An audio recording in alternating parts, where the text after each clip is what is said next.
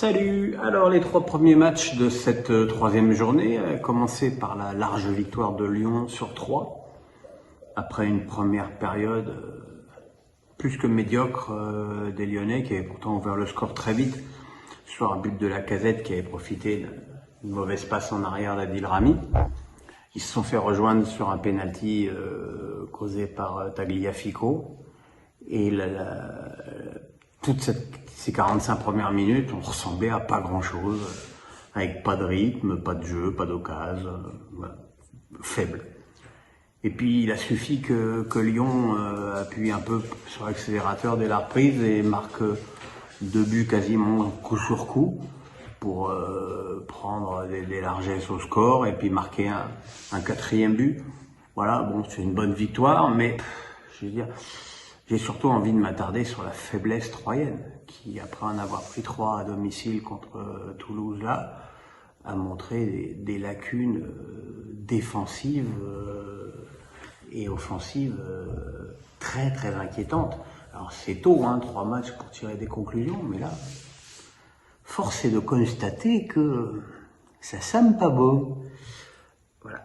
Et donc samedi, il y a eu Monaco-Lens avec une formidable victoire d'une formidable équipe lensoise qui a dominé de la tête et des épaules des Monégasques totalement hors sujet et qui prouve que l'élimination à Eindhoven n'était pas qu'un accident d'arbitrage.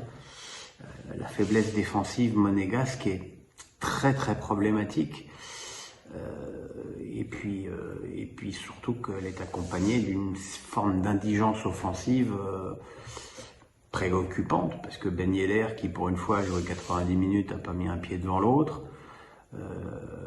Imamoto, là, le japonais, 3e match avec Monaco, 3e catastrophe intégrale. Voilà, c'est encore un défenseur qui a marqué de la tête. Le bilan est plus qu'inquiétant. Voilà, même l'arrière droit brésilien, dont le nom m'échappe là tout de suite, qui s'est fait expulser, qui a plutôt fait des bons débuts avec Monaco, il a été cataclysmique dans ce match. Donc, c'est vraiment un très très mauvais match de Monaco, et quand j'entends à la fin Clément dire on aurait pu faire 3-3, j'ai envie de lui dire mais où papa, quoi, t'es dans tes rêves absolus. Et en face, on a vu une équipe de Lens tellement plus impliquée sur le plan physique, tellement plus efficace, et puis qui a marqué des beaux buts sous la houlette d'un Seko Fofana. Alors lui, je sais pas s'il a envie de partir, mais en tout cas, ça se voit pas. Il a été formidable. Et puis ce soir, Marseille a difficilement battu une équipe de Nantes courageuse, mais quand même très très limitée sur le plan football. Ils ont ouvert le score sur un but de Mbemba à la 70e. Il y a eu une égalisation, un penalty de Gigot qui a ceinturé Mohamed et qui a pris un 2e jaune là-dessus. Et puis c'est Palois sur une tête de Luis Suarez qui a trompé Lafont. Ce sont des choses qui arrivent quand on est à ce point arc-bouté en défense. Je veux dire, en première période, moi j'ai été très très surpris de la compo d'équipe de Tudor, parce que tu joues avec une seule pointe, Alexis Sanchez, qui n'a jamais été un joueur qui a brillé seul en pointe dans une équipe.